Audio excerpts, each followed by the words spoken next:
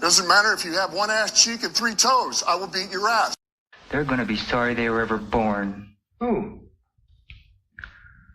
All of them. Yeah, beat 'em up just like it's WWW. Promise you right when I trouble you. Yeah, look, you cannot see what's in front of you. You cannot see what's in front of you. Yeah, promise that you get to run into if you knew what's about to come to you. It's about to get real dangerous. It's about to get real dangerous. It's about to get real dangerous. It's about to get real dangerous. Today's episode is powered by Dre's Daiquiri Shop at Cotton Gin, where Texas flavor meets game day energy. Cool off with our legendary Texas-style daiquiris and load up on the best football food in town. From crispy, mouth-watering wings to your favorite game day bites, Dre's is your ultimate pregame, halftime, and victory spot.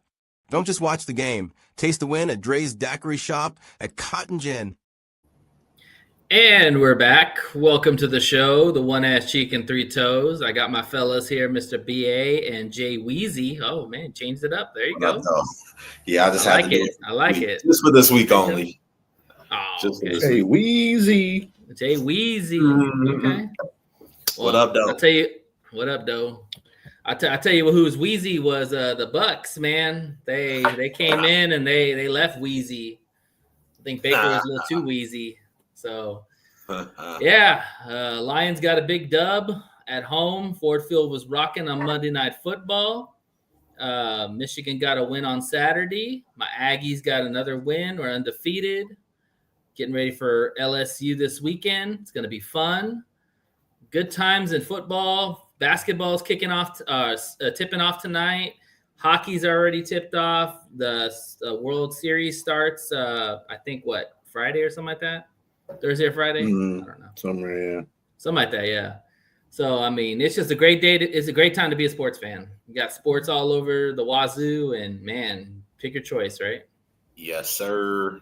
You're a All sports right. fan, you're having a great week. Exactly, especially in Detroit, too, because you've got the Lions, you got the Pistons. Unfortunately, the Tigers are done, but you got the Red Wings. So Wings are doing pretty good. It's a good time to be in Detroit. Good times.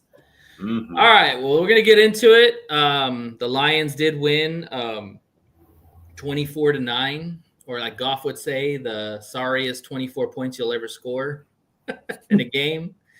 But we're going to get into it. So I want to start first real quick. I want to go over the PFF grades, the top 3 and the bottom 3 for the Lions for Monday. So give me one sec. Let me pull my thing up here. Mm-hmm. Not that thing. All right. Starting with the top offense. Sewell, no surprise there. Gibby, no surprise there. St. Brown, no surprise there. Those all 3 guys were all big parts of what the Lions did on offense. Bottom offense, Goff, J-Mo, and Monty. All right. And then defense, Whiteside, Campbell, and Hutchison. Bottom of the defense, Lacey, Yasin, and Hallett. All right. Just real quick, what are y'all's thoughts on some of those? I'm kind of surprised Goff is there. And I know he threw an interception and he got hit a couple of times, but I don't think it was really much his fault. A lot of that happened. Now, with that being said, I don't know how they grade. I'm not really for sure. Yeah, I was about to say, I don't know what the grade is for a quarterback in PFF. Do you know? Completions, sacks. I'm sure sacks is probably a downgrade, right? I mean, it's just, I don't know. Don't get me to lie because I don't know how they. If anybody knows out there, please let us know. Please let me know. I'm sure it's got to be based on your regular stats, your turnovers, your touchdowns, your incompletions, your completions, probably the time that you have to throw, how many sacks that you take. They usually, when they look at that stuff, they look right. They have a person or persons that actually look at the whole game. And they have a they're looking at the all 22 probably and see if whose sack it was. And then and what they do is they grade, like if awareness of factor in Goff was not very good. No. And in that game. So that probably contributed to some of the PFF too. What's up, Phoenix? He missed a couple of guys that were wide open.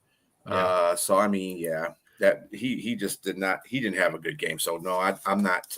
Yeah, and we're gonna get into why.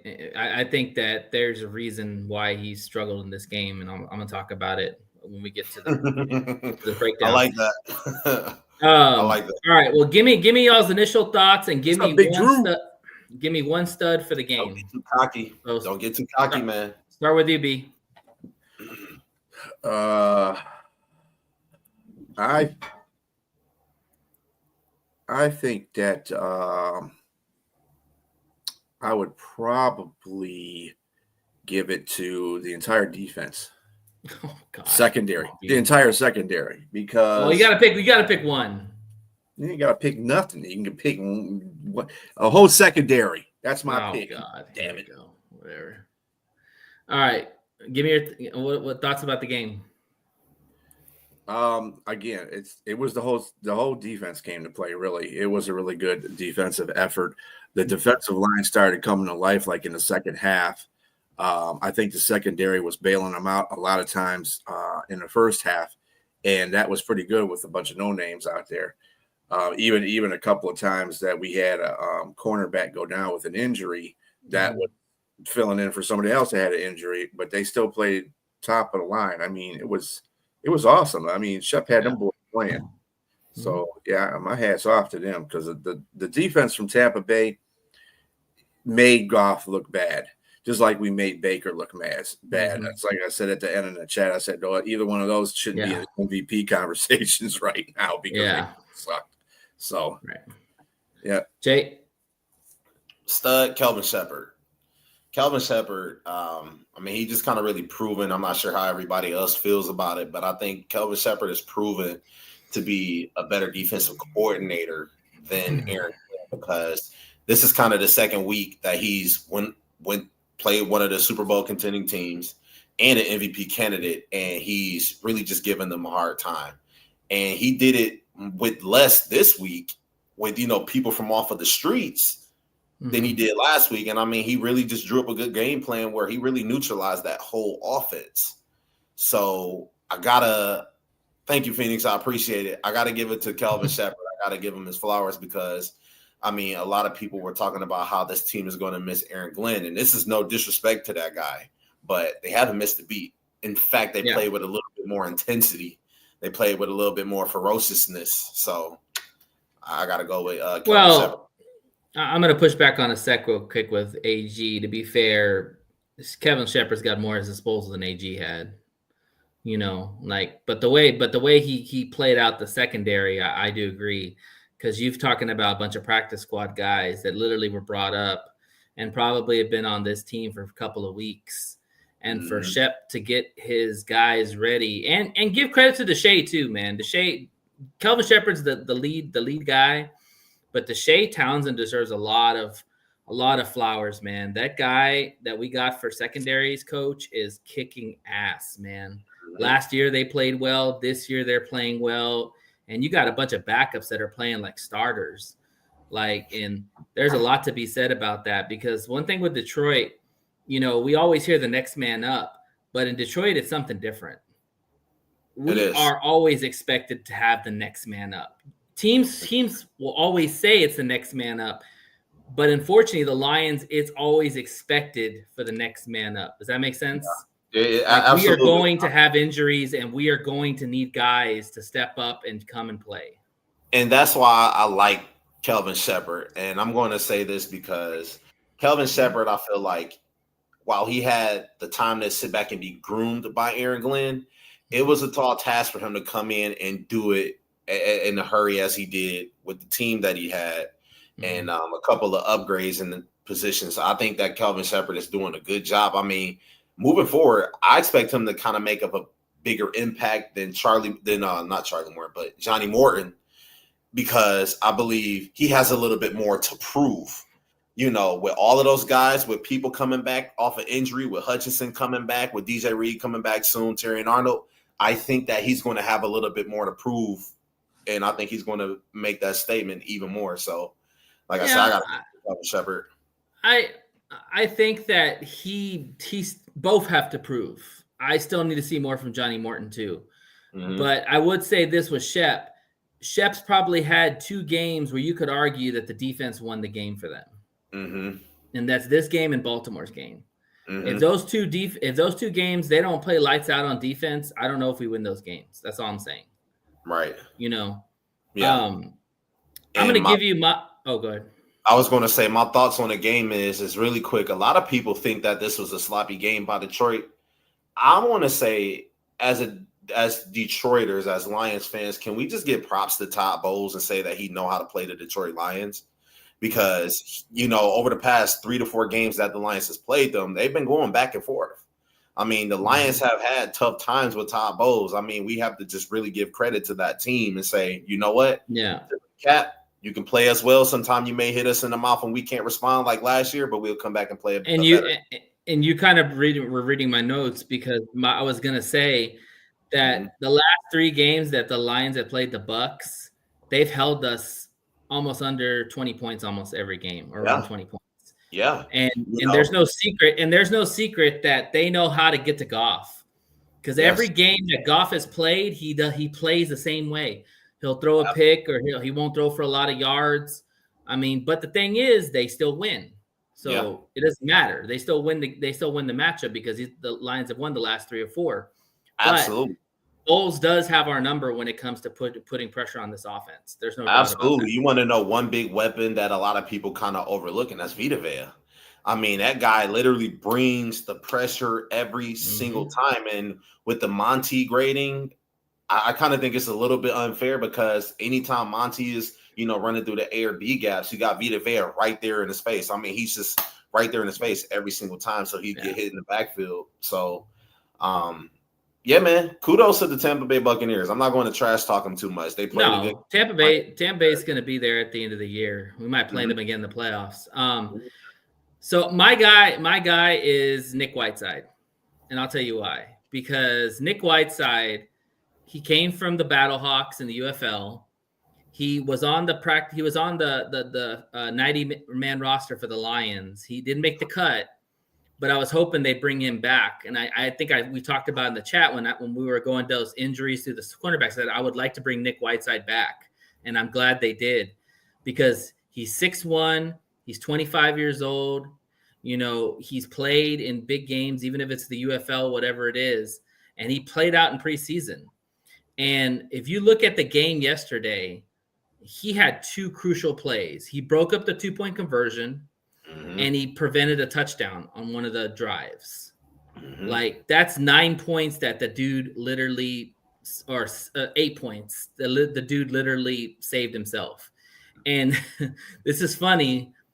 I don't know if there's any truth to it, but I was listening to talk radio earlier and somebody said that Nick Whiteside has made more of an impact than Terry and Arnold has in his whole in one game than Terry has.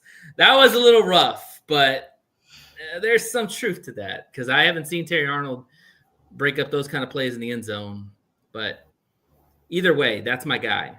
And I hope going forward that he's in the rotation. And, hey, if the Lions have to platoon Arnold, I'm okay with that. I'm totally fine with it. You don't have to be out there. Let's not get carried away. Let's not get carried away. Well, I know, but I'm also one damn game. Arnold has made impacts in certain games. He's a rookie. I know Whiteside at least has played some type of professional football for a while. Yeah. So I mean, give him a break. Whiteside did a fantastic job, but don't get carried away. But what I was saying when I say in the platoon part, I actually meant for Meek. That I could actually see a situation where if Meek and Arnold are platoon at that CB2 and they put somebody else at Maddox or somebody else at the nickel spot, because Meek has shown me that he can play outside and he's a dog.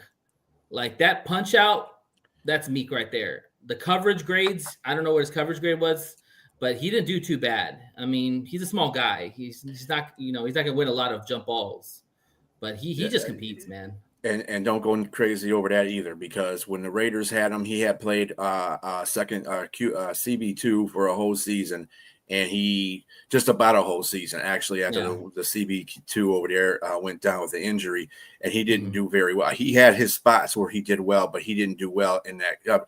He's better as a nickel. That's all there is to it. And when if you need him to drop into CB2 coverage, he will beast because he doesn't have to worry about it, and he's a spot guy. So if you put him in that spot, he's gonna rise up to that occasion. But mostly he's a nickel. He's not going to be But the guy, but like I said, not too many of those. No. One thing I say about Meek that I wonder with Terry on is Meek doesn't hold a lot, and he plays aggressive. Tyrion plays aggressive, but he holds, and that to me is the difference with those two cornerbacks. I think with time, Meek has been in the league for 5 years. Yeah. I mean, I get it. 2 years for Arnold within his injury period. So I mean, you got to give the guy a break. I don't want to hear nothing about Arnold being this and that, and he's trash and he needs to get replaced until after the third year. If he hasn't gotten it by that time, he ain't gonna never get it. I'm not saying let me make this very clear. I'm not saying to bench Arnold. I'm saying that in situations, if Arnold is getting calls, pull his ass out and put a Meek Robinson on that receiver and let him show him how it's done. That's what I'm saying. Because Arnold, the only way Arnold's going to learn to stop holding is if he's not playing. That's the only way he's going to learn because they've tried to coach him up. They've tried to do this in practice. You got to learn by going out there in live fire. He's just got to learn. He's just got to understand what holding is. He's got to understand. We can't have it cost us the game, B, or cost us. Last year we were 15-2. I don't know where it cost us anything. Well, I'm just saying. He was almost a full-time starter the whole year. And this year we're 5-2. He hasn't cost us any games. Yeah, I was going to say, and to be honest, this year, I mean, while he had costly penalties, it didn't really cost the Lions much of anything. No, he didn't. What happened was he adjusted in the second half, which is something that another thing he's got to learn to do. I said, it's okay. Okay, you come out there and you mess up in the first half of the game, but dude, and then you come in the second half and clean everything up. Well, you should be doing that as soon as you hit the football field. You shouldn't be doing that as a halftime adjustment. That's not a halftime adjustment, dude. That's your job. Yeah, do it from start to finish. 60 minutes. Y'all keep talking. I'll be right back. All right, for sure. And then, on top of that, I would look and say, well, if you look at his first couple of games that he played, look who he's been matched up against. He's been matched up against some of the best wide receivers. And, going into his second year where he's still learning his technique, I mean, really just be honest, he's going to have a couple penalties. Now, is he handsy? Absolutely. He's going to have be able to make that transition. It's not college anymore. You can't use your hands. They want you to really be able to guard without using your hands much. And I think that he will be able to adjust. He just has to adjust. He has to take note of what everybody's saying, learn the game a little bit more, and develop his technique. And I know you weren't talking about bench Arnold just yet, but I mean, I have seen a lot of Lions fans say bench Arnold, and it's too early for that. Well, I think the reason why, and I'm going to push back on what you said, B, about the Raiders, because the Raiders are a trash organization. Okay. They can't even get quarterback right. I'm sorry, Captain Jack, if you're listening. They are terrible. Okay. So Meek Robinson is on a terrible team. Meek actually has the coaching with Deshae, has the coaching from Shep, and he is head and shoulders hell of a better player than he was on the Raiders. So the thing is that what the fans are seeing, they're seeing the success of what Meek has been able to go out there and compete. And that's why they are clamoring for that. However, yes, Tyrion still needs time. Yes, he's still young. Yes, I understand that. But what I'm saying is that, listen, a lot of these cornerbacks in the NFL are grabby too. Okay? Sauce is a perfect example. He will grab you at the line. He will grab you when you're on your breaks and never gets called. Why? Is because he's one of the best cornerbacks out there.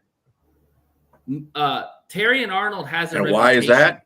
Because the dude knows when to grab and when not to grab. Well, and Arnold is still learning that kind of stuff. But here's the point. And let me push back on the Meek thing too. Look, a cornerback is somewhere you rarely have to play on your own. Okay, you can get taught some techniques and stuff like that. But cornerback it don't make a difference what kind of team you're on, what kind of team is trash or whatever. If they're throwing on you, your job is to what? Break up the pass, prevent the pass from being caught, or pick it off, or whatever the case may be. Get a PBU. That's your goal in life. So there's not much to train a cornerback on. What cornerbacks need to be trained on is basically they're one of the besides quarterback, I think they're one of the most important people on a team because they have to, first of all, they have to know the receivers' routes that they're going against. They also have to know the quarterback's tendencies. They have to know, they got to know, they just got to know all that stuff. And it's kind of like being a quarterback, but you're in a defensive position. So I think of Meek. But you don't think, but let me say this. You don't think that Meek benefits better than playing with guys like Brian Branch and Kirby Joseph than he was playing on the Raiders? I was just going to ask you that question. Who was on the Raiders outside of Meek Robinson that you could say was actually as good as a Brian Branch or Kirby Joseph? Nobody, or even a Reed. Right. Like again, that's purely for communication purposes only.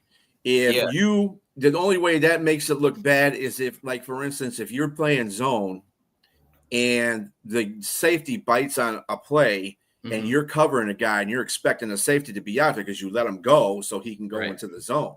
Right. And if the safety isn't there, then that's the safety's fault. And it makes the cornerback look bad because, to a normal fan, because they expect him to play him all the way. Man, no. In certain coverages, you can't do that. That's just a communication issue. If your team is bad, that means you don't have anybody. Well, I'm just saying that individually. But with Meek Robinson, I'm not saying Meek Robinson's just shut down corner. Not by saying that by no means at all. Not even a nickel. He gets exposed at nickel at times too. The thing is that the guy competes and he plays bigger than his size. That's what Antonio Pierce said when he went to the Lions. He's like, this dude plays bigger than his size. And then you hear about Shep talking about him. Shep saw him go against those LSU boys in college, and he didn't back down. And Shep knows that this guy is not going to turn away from a fight. So that's all I'm saying. It's like this physical. And for his position, I think he benefits by playing with players like Kirby Joseph, Brian Martin, and those guys. He's got that aura. He's got that aura about himself too. Like when you hear him talk, guard him up against somebody like in the pinch, like God forbid any of this has to happen. But if he needs to go out there and guard Devontae Smith or AJ Brown, I'm not going to be too happy with that matchup because they're long, they're tall, physical receivers, and he'd be able to be on those guys. That's something he doesn't have. He doesn't have a lot of speed either. That's why you don't. That's why he should never be in a CB2 position.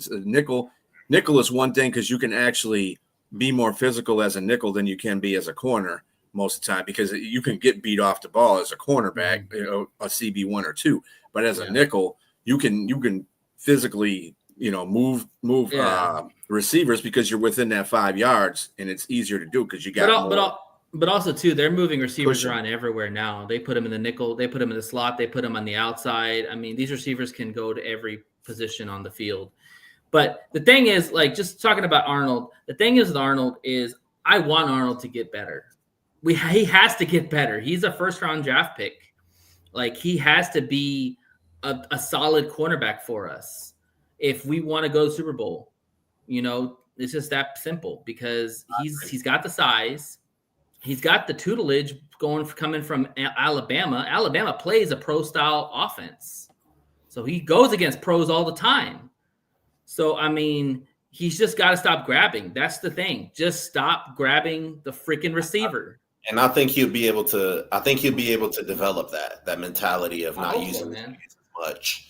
And everything that you guys are saying is the same thing I heard when Slade joined the team. Yeah, he was a rookie.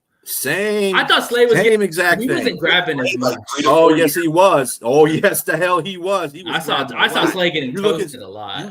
He got toasted and he grabbed a lot. That's why he was grabbing a lot because he didn't have the back pedal good enough to do. To keep up with it. He had to learn that stuff. 3 seasons to become big play Slay.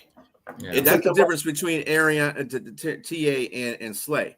Slay had to develop his ability as a corner where Terrion Arnold already has that ability. The problem with him is he's just trying too hard to stop that corner. He could. Do you ever see it? Even his holds, and even a holds, ain't have to panic. He doesn't panic. It looks like he does panic because if the guy gets by him. He grabs him. Do you ever see anybody get by Terry and Arnold? Yes. No, you don't, Nate. Stop. Never. No, you don't. No, I have. I'll find some film on it. He saved a couple of touchdowns where it was a penalty, but he saved a couple. He's gotten toasted a couple of times, man. Anybody get past him. He's not going to Well, let anybody. I'm talking on a consistent basis, man. A couple of times, every damn cornerback in the league, no matter who they are. But you asked the question, does he get? I said yes. You didn't say consistently. No, he doesn't consistently. No, he usually stays in front of his guy. Come on, you ought to automatically know that. Stop being literal, dude. I'm talking about. I'm just giving you what you're saying, bro. You say like he's getting beat all the time. So that's the reason why we even came up with that. You say he gets beat all the time. You don't get beat all the time. But he also impedes a lot. He also gets called for impeding receivers' routes. That's the same thing, right? No, that's a hold. That's all that is. Anyways, the point is going back to what you said, B. If you want this team in the Super Bowl this year, because you said this is the year they go to Super Bowl, Terrian has to be good. He can't be bad. He can't hold, because what's going to happen is two things. First off, the NFL knows that this guy holds a lot. First and foremost. Second of all, every coach on the other side is going to be like, go throw it 6. Because he's got a tendency of holding and will get a first down every time. He's got to shake that. That's all he got to do. If he can do that, hey man, we got a hell of a secondary. Well, we still do, but you know what I'm saying. I was just gonna say I think our secondary is still damn good. I need that CB2 to do better. I just need everybody to lay off Terry and Arnold for at least another year and a half. Just leave him alone, okay? If he can't get it by year 3, regardless if we go to a Super Bowl or not. He's just not. Can we? Okay, let me ask you this question. Honest question. Can we get to the Super Bowl if Terry Arnold continues to struggle? Yes or no? Yep. Because if we can win 15 games with Terry and Arnold in the lineup, we certainly can get to a Super Bowl and win a Super Bowl. Yep, I agree. Okay. Defense is damn good enough to be able to stop passing attacks, especially with our defensive line being as good as it is now with the addition of Lee McNeil coming back. Let's shift focus there. Like, how big was Lee McNeil? Yesterday. Big time. Like, you saw that from the second play of the game. He literally blew up the whole middle of the line and put it in Baker's lap. Absolutely, big time. They can't guard everybody on that defensive line. It's going to be very hard to see who you're going to double team. You're going to get McNeil or Hutch.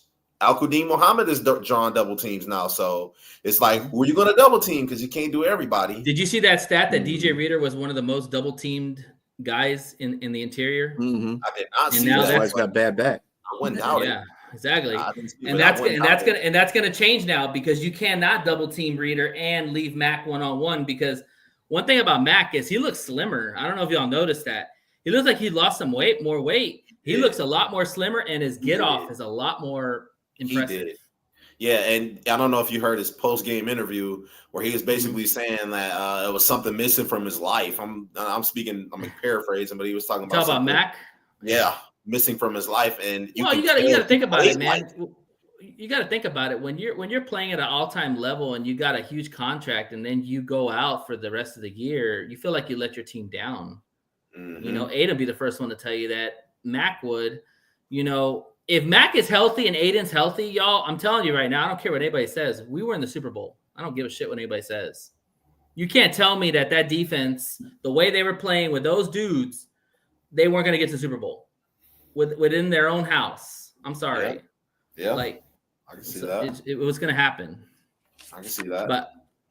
But you know a guy I want to talk about too? I want to talk about Jack Campbell, because Mr. Jack Campbell, and honestly, you can make a case for him. Now, it's going to suck because I think Aiden's right now Defensive Player of the Year. Jack Campbell could be in that same argument.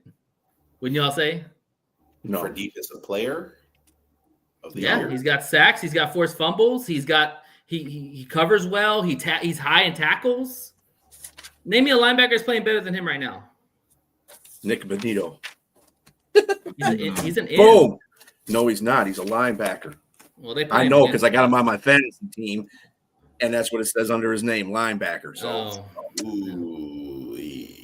Jack Campbell's playing. That dude's got he plays like you're supposed to. You know how you're linebackers that are in this day and age where linebackers are, where they rush the passer too. Like we got a couple linebackers that do that. Barnes for a minute. Barnes. But I don't consider So Nick Benito a linebacker because he's making more of his hay in sacks because they're rushing him.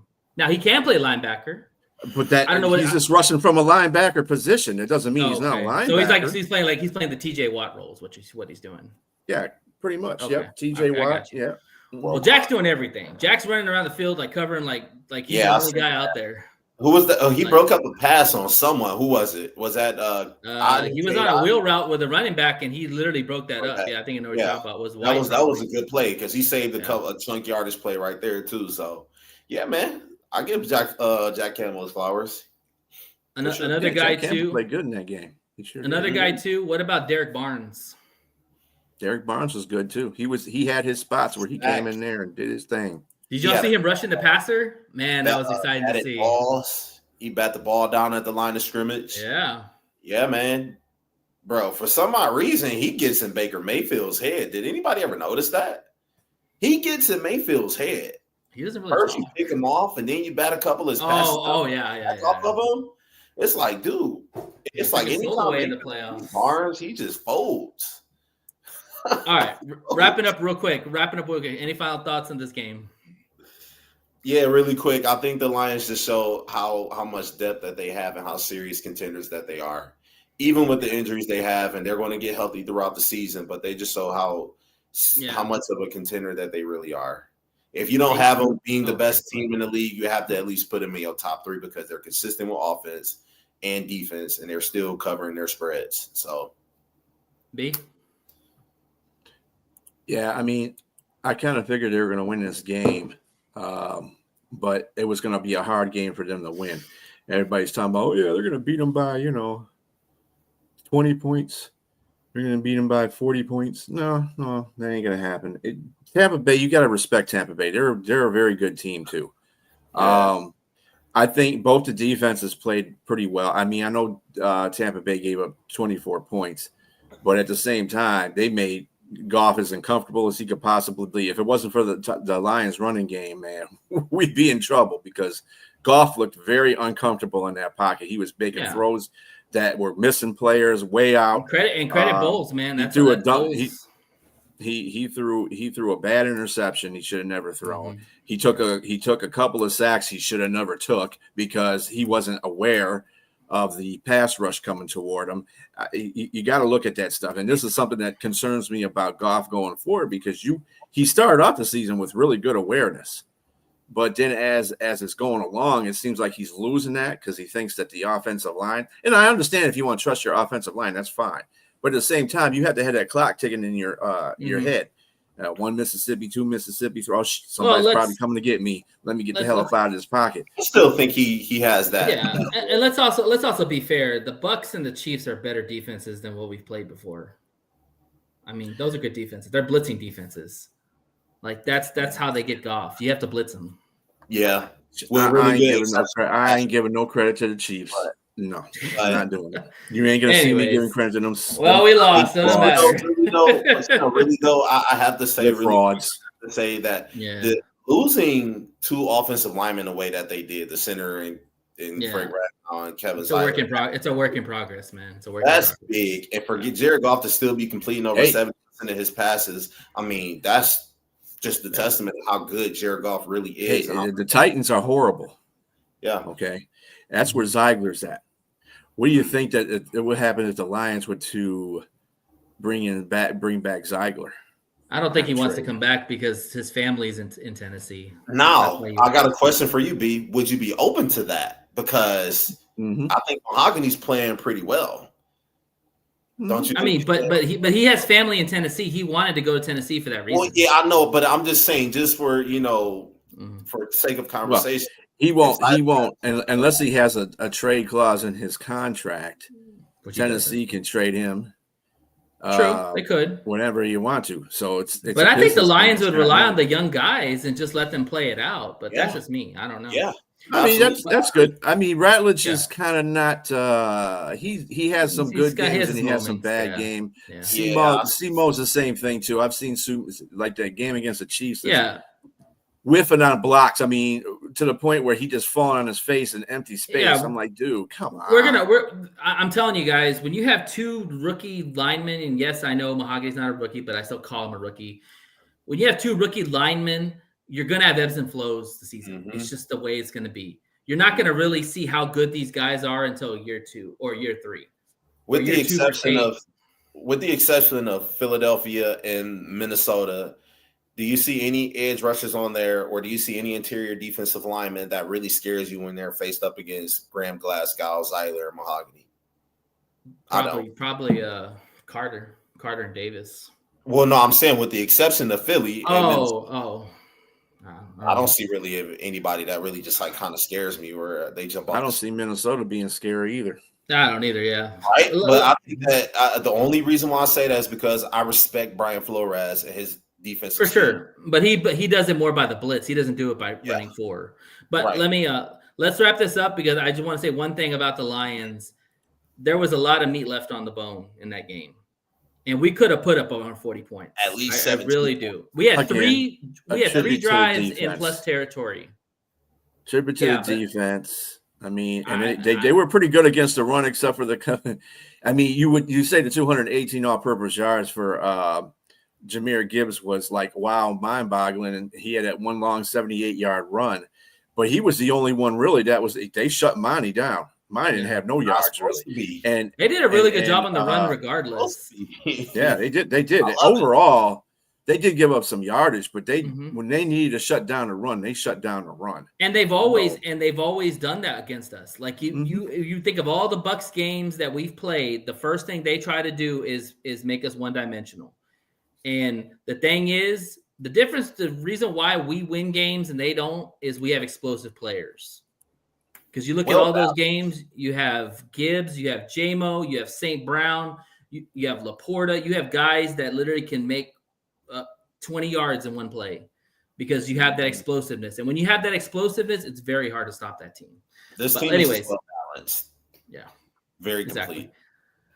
All right. Yeah, we'll see him. We're going to – yeah, well, definitely we will. But good win. I'm happy about it. Go on your bye, get rest, get healthy. Like Dan said, all the Lions players are coming back. Get your popcorn ready. All right. We are moving on to the Pic'ems. And before we start that, B's got his power rankings. What's up, Liz? Hi, guys. How are you? Good. Good. How you doing? Give us your power rankings. Good. All right. Give us your power rankings, B. All right.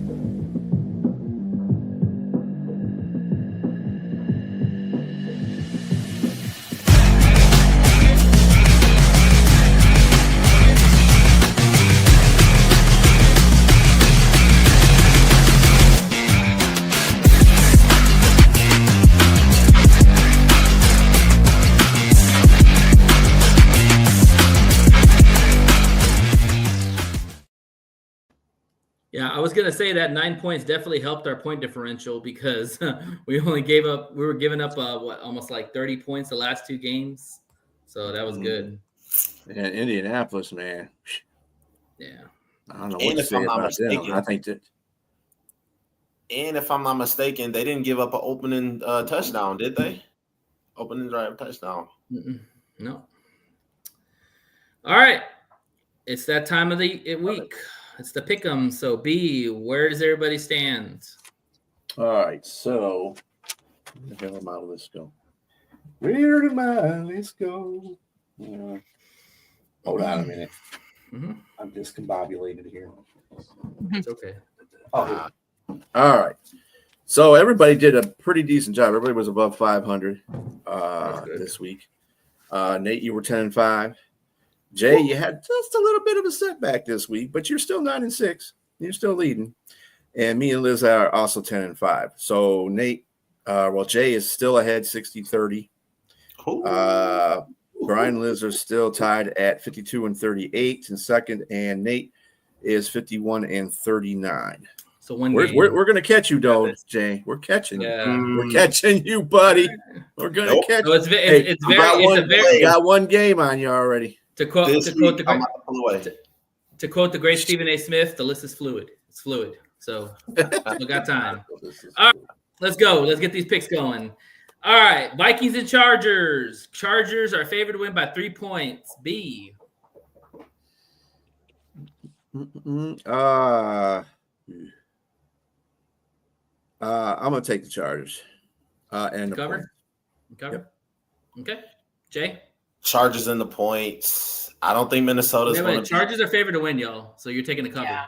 I said that, cover. right? Yeah, I'm sorry. I said cover. Chargers. They're covering. Yeah, they're covering. I don't think Minnesota's good. They're going to be in for a surprise these next couple games.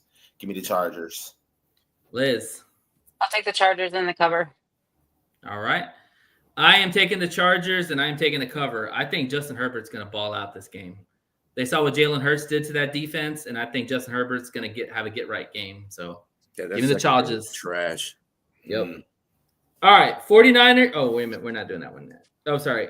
Bears and Ravens. Ravens are favored by 6.5. B. Uh, That must mean that Jackson's back. Nope. He is. not yet. Oh, no, 6.5? I heard he's That- not. Yeah, but Well, they heard he's in- tentative. He just didn't practice one day this week. Yeah, he's That's coming. what it He's is. coming back. He's playing. That's why it's 6.5. He should be. I'm gonna go on a limb and take the Ravens. But I'm taking That's points. a limb? Not just yeah. Wow. Well, because the Ravens suck. They suck. They're getting Okay, number 8 back, so he makes up for a lot of issues. Eh, I'm just saying. eh. All right. I'm So you're taking the points though. Taking the points. All right, Jay. Same. Give me the Ravens. I'm taking the points, though. I think Lamar All Jackson right. makes a big impact this week. Liz. Taking the Bears. You're taking the Bears. All right. Oh, dang it. I'm with y'all. I think the Ravens win close. They haven't been dominant, but I think that they get the dub at home, and Lamar should be back. So yeah, give me the Ravens, but the points of the Bears for sure. All right, Bills and Panthers. Bills are favored to win by 7. B. I got the Bills in this one. I think it's Cover? going to be the first home. First home loss. They're bitter right now. They lost 2 in a row against Atlanta, and then they lost against New England. I think they're like pissed right now. So Yeah. I think they're going to take it out. All hell's going to break loose. They're going to start breaking their I keep own trying to tables. tell. I keep trying to tell Sonia. Yeah, so they're 4-3. Okay, don't get all you played some weak ass teams. Okay, come on, chill out with that. The Panthers, they're at home. They people think, well, they should give them the Bills need to go in there and whoop that behind. And also too, B. I don't know if Young's going to play. Oh yeah, Young's not playing. Timothy Dalton. That's what I call him. That's why it's 7. So the Carrot Top's going to play. Carrot Top. All right, Jay. Right. Give me the Bills to cover, man. This is a Josh Allen type game right here. If they can stop Chuba Hubbard, they're going to kill the Carolina Panthers. Give me the Bills. Yeah, Rico. That's the only thing in this game that might make this game a lot closer than that spread, because they are having a hard time stopping that run. Stopping the run, absolutely. Yeah, absolutely. Liz. I'm going to take Bills to cover. Okay. Yeah, I'm also going to take the Bills to cover. And honestly, if Young was playing, I would probably take the points. But since he's out for this game, give me Josh Allen. This could get ugly.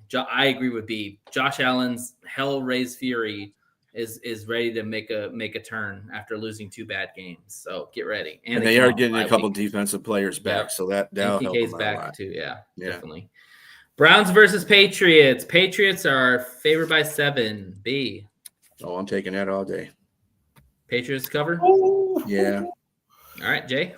Give me the Patriots, but I'm taking the points with the Browns because that's still a good defense. Still a really good defense. Liz. I'm gonna take Patriots to cover. Okay. I'm going with Jay. I'm gonna take the Patriots, but I'm taking the points. That defense is still really good. And Drake May is playing really well, but 95 is going to say about that. That's all I got to say. And defense travels. So, all right. Dolphins versus Falcons. Falcons are favored by 7. B. Oh, yeah, definitely. At home, too? Come on. All right. Jay? Yeah, man. Give me the Falcons to cover, man. I think this is a game where Mike McDaniel gets whacked. Said that last week. This they're might not gonna fire him. They already came out and said they're not gonna fire him. They're standing. This might be it. You know how these teams are, though. We're not going to fire you 24 hours later. We're going to let you. I mean, if he loses 70 to 0, they probably will fire him. Liz, right? Falcons cover. Yes. Okay, I'm gonna take the Falcons to win, but the points. I think the Dolphins keep this close. Don't ask me why. I just think it happens. All right. Eagles versus Giants. Eagles are 7-point favorites. B. Giants are going to win this one in a revenge game. Woo! I'm going to take the points, though. I'm not the Giants. I mean the Eagles. The Eagles. I'm taking the Eagles and the points. And the points. Yeah. Okay. Jay. Yeah. The Giants are like, dang, boy. I think the Giants, they are proving themselves to be good, but they just aren't there yet. I think they keep it close. Eagles so take the points. Okay, yep. Eagles points. Liz? I'm gonna do the same. Eagles and points. Man, we're all picking the same thing, so all our picks are gonna be the same. Yep. Yeah, give me the Eagles. Give me the Eagles and the points. Yeah, this game's always close, but the Eagles are out for blood, so it could get ugly. We'll see what happens. Mm-hmm. All right, Jets should be playing. Yeah, Jets versus Bengals. Bengals are getting are favored to win by 6.5. B. I can't pick the Jets no more. I'm trying to give pick them. You can every just take opportunity. Tyrod Taylor is the starting quarterback. FYI, it is not just the Fields. He got benched. That's probably the reason why the spread is 6.5, and it's at the Bengals too, and they just got done beating Pittsburgh. Oh yeah, I'm taking the Bengals. They also have Chase and T. Higgins, so you know. Yeah. Higgins. Jay. I'm taking the Bengals, man. And I'm taking them to cover. Yes, sir. Liz. Bengals to cover. I'm taking the Bengals, but I'll take the points. I'm going to give AG one more chance, man. That defense has got to keep it close, but I'll take the Bengals to win. All right. Bucs and Saints. Bucs are favored to win by 5.5. B. Ooh. No Mike Evans out for the rest of the division. year. Division. Mm-hmm. Probably will have Godwin back, and they had Ibuka. Maybe Irving. It's at the Dome, right? It's in Saints. Yeah. It's in New Orleans. Tampa Bay's coming off of a rough loss too. Baker's pissed as hell. Probably my 5 touchdowns on the board. I am going to tentatively take the Bucs, and to cover. I'm gonna take the Bucs. No, I'm gonna take the points because I think the Saints will make it close. They've been in some games. I mean, they played just about all their games except for the Seattle game close. So I'm gonna take it with the points. Take the Bucs with the points. Jay, same. I'm gonna take the Bucs, but I'm taking the points as well. I think any divisional game that's going to be close. So Liz, Bucs and the points. I'm taking Saints. All right. Nation. All right. Oh. All right. I like that. Baker is redder than the color on his uniform. Give me the Bucs and the cover. It's going to get ugly. All right. Broncos versus Cowboys. Broncos are favored by 3.5. B. Oh, this is in Mile High too. Yeah, I'm going Broncos. And 3.5. They give them 3.5. That's because they're at home. It's at home. I mean, this is a defense that I love. Dak's been doing a great job this year. He's been awesome. The offense hasn't been the problem with the Cowboys, but they haven't played real defense yet, and the Broncos are real defense. So, but I think struggling has lowered the spread. Yeah, well, I don't think that's going to happen. I'm going and I'm taking I'm covering the Broncos. Broncos in the cover. Gotcha. Jay. Give me the Cowboys. All right. Points. Liz. Cowboys. That's an upsetter. That would be an upset. Liz. Definitely. I don't know. Okay, let me do Broncos. Take Broncos to cover or point? Yeah, I'm taking Broncos to cover. Okay. Yeah, I'm taking the Broncos. I'll probably take the points of the Cowboys. I think the Broncos win by a field goal. Game's be pretty close. All right, Titans versus Colts. Colts are 14-point favorites. B. Mm-hmm. And I don't see why we shouldn't be saying I'm going to take them to cover. They might beat them by 30. Come on. They probably will. Jay. Who are they playing again? Titans. Yeah, give me that. Hey, to be fair, the Titans played well for a half, and then they got blown out. But that was because freaking That's Ward the whole point. Coach, but I'm fumbled taking the points, man. I'm taking the points. That's just too big of a spread right there. Yeah. Liz. The Colts. You're taking the cover? Yes. Okay, yeah, I'm taking the Colts, but I'm with Jay. I'm taking the points because you know why? Because the Colts like to run the football, and that's going to keep it. That's going to keep the spread close. Yeah, but you know what? Remember something. The Colts lead the league in point differential. I know. I Jonathan get it. and Jonathan Taylor. He ran like a nut last game, and that was against pretty much a pretty good defense. I get it. Colts, the Titans still have some pride on defense. It was the offense that screwed them over. They don't have any good run defense, though, but whatever. We'll see. All right. Packers or Whackers versus the Steelers. Packers are favored by 3. B. You know what? They're going to Pittsburgh, and it's Aaron Rodgers. Ain't no damn way Packers win this game. I'm going with the Steelers. All right, Jay. Give me the Whackers. They're on the road and they're favorite. I think they're just going to be too much for the Steelers, man. Give me the Whackers. We don't need them to win anymore. I don't want them to lose. Those are the same things we said about Cleveland and the same thing we said about the Cardinals. But they barely beat the Cardinals with a backup quarterback. And Dallas, they were supposed to blow out Dallas, but they couldn't do that either. So, all right, Liz. They're pretenders. Green Bay. Of course. The cover? I saw you over there clapping. Yep. You're crazy. Give me Pittsburgh, and it's not even going to be close. They're going to whoop. Watch out. Asrod. Yes, I can't. Oh, we can do that. Asrod is going to wipe his butt clean with them. Moving on. Titans for the upset, really, Robbie? Okay. I would love that. Hi, Robbie. It's going to happen, man. What's up, Robbie? You kidding me?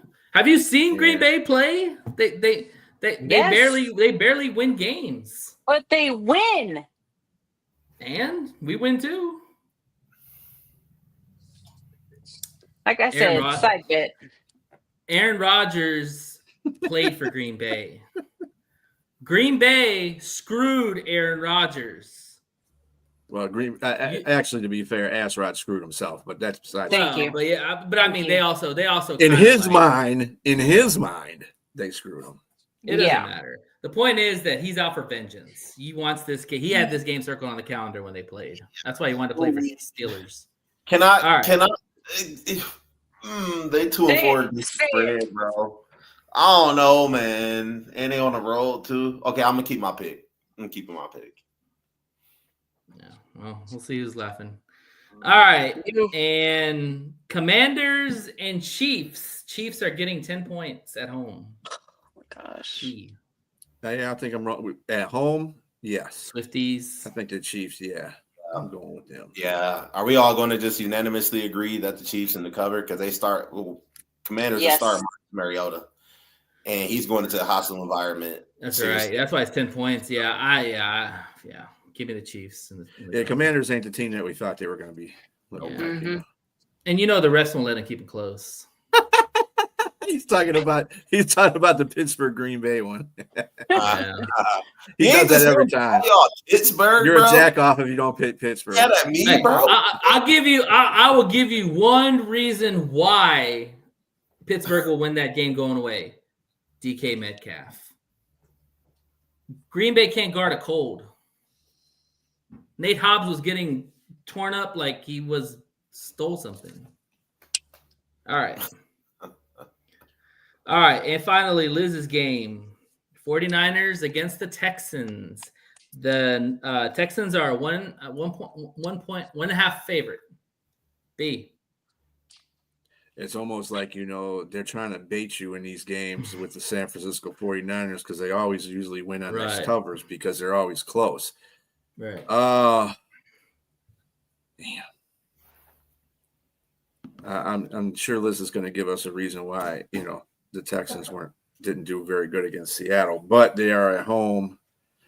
San Francisco's got to lose sometime. They just got to lose. I just don't have faith in them. On a roll, man. Yeah, she's going to the game. Yeah. I'm gonna go with Liz this time. I'm gonna take the Texans just out of sheer faith. That's what I'm gonna do. Yeah, they don't have very much faith in this game at all because it's only 1.5 points. And it's in Houston. Yes. Houston. Mm-hmm. Give me Houston. And who are favorites in that game? Texans. Houston. The Texans. Yeah, Houston to cover. Let me Houston to cover. Liz. Houston. We know who Liz is going to go with. You can just skip me, Nate. So this one. Ooh, since 1975. They do, Robbie. It's about to change, Robbie.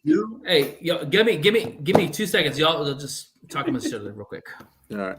Is that the last game? Nate was the one that was supposed to go last. Yeah. What the heck? He always goes against my team, anyways. Was that the last game, or that was the last game? Because that was everybody's on a bye.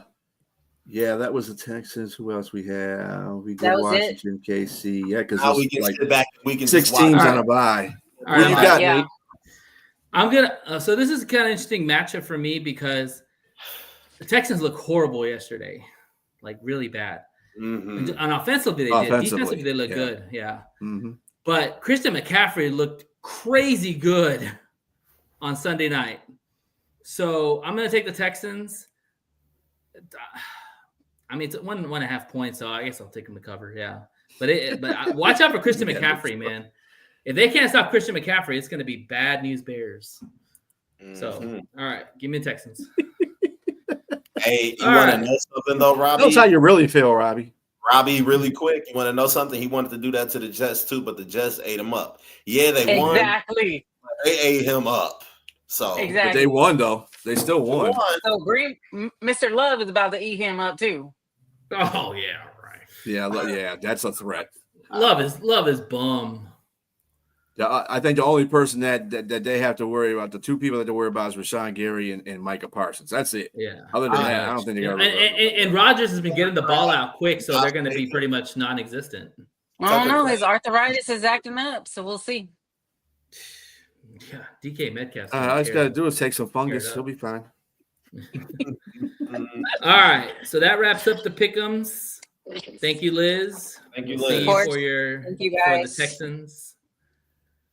And we are going to talk some grading. Fellas, get your pencils out. If you have papers and you can put the grade, that'd be better. All right, so what we're going to do is we're going to give grades to each position of the Lions. We're about the halfway point of the season. Crazy to believe it. We're already there. Our beloved Lions are 5-2, so let's talk about the grades for each position. We'll start with quarterback, Mr. Jared Goff. What grade do you give him, Jay? I'm going to give Jared Goff a B+. And reason why I'm giving him a B+ is while he's still completing 70% of his passes, sometimes he can be a bit slew-footed in the pocket. But when that pocket is clean, he's an assassin. So I give him a B+. Okay. B. I'm giving him a flat B. All right. Hey. Because Last what Jay said basically. he does his pocket awareness has been dipping lately. He needs to get recovered from that. That's what he needs to do. Yeah. I think at times he feels like he can do more than he should, and he doesn't have to. And part of it's play calling, part of it's him. So, just to give quick stats on him, 1,600 yards, 15 touchdowns, 3 interceptions, 74% completion rating. That's impressive. Leads the league. Mm-hmm. Yep. 1.16 rating. I'm with Jay. Give me a B+. It would be an A, but his awareness the last couple of games against better defenses has been a struggle. But also, too, the interior line has not played well either. So there's a lot of factors there. He used to lead the league in touchdowns, but now Stafford does. So how about 15-3? I'll take that all day for a Lions quarterback, right? Come on. Mm-hmm. All right, running backs. B, what do you give them? Are we doing an individual or as a unit? Just as unit, yeah. As a unit, I'll give him a B+, and I think the reason I put the plus on there is because of Jahmyr Gibbs. Jahmyr Gibbs has been outstanding. Monty had that one game where he just tore everything up, but Jahmyr has been on a constant tear. Yeah. So, okay. Jay, I'm giving him a A-. Now, with the A-, the reason why I didn't give him a perfect grade is because Montgomery seemed to be starting a little bit slow, but Jahmyr Gibbs has been nothing short but spectacular. He's averaging over 5 yards per carry. Absolutely. He got 530-something yards on top of how many touchdowns? 6. 6 for Gibbs, 4 for Monty. You understand what I'm saying? So he's been nothing short but spectacular. And, I mean, they're undefeated still when they both score in a game. So that really says a lot how impactful they are. So only reason why I'm that minus right there is because I just want Monty to pick it up just a little bit more. Just a little bit. I'm giving them a solid B+ because reality is, and I think B made a good point one time, certain games is going to feature one running back over the other. Just once. The Bucs, honestly, that was a Gibbs game. It was not a Monty game. Not with Vita Vea in the middle. Mm-hmm. Now, when there's not a big interior guy that's a dominant pusher of the middle, it's probably more of a Monty game than a Gibbs game, But to be honest, Gibbs can be any game. But I would say that yesterday was for sure a Gibby game. Like the space, the awareness, the speed. Monty doesn't have that, and that's okay. That's not his fault. It's just the way they're built. Gibbs has 526 yards right now and 104 attempts. Monty has 78 attempts at 355. Gibbs has 6 touchdowns. Monty has 4. So, what's the yards per carry for Gibbs? Yards per he had 8 last night. 5.1. David is 4.6. Yeah, something like that. They're both over 4. That's hey, don't ever call Monty a power back. He don't like that shit at all. No. B, he's a running back.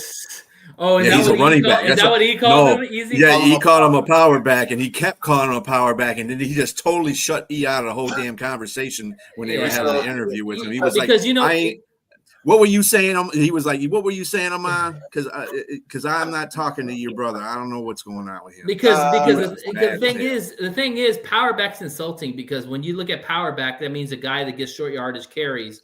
Which, to be honest, Monty doesn't even get short yardage carries anymore. Well, he said the reason why he didn't like because it kind of defines him as a certain type of back, and that's not what he is. Because he can, like he said, did you not see me run that 78-yard touchdown against the Chargers last year, and I juked out 2 people? I did. He was no, I mean that's what he was asking E.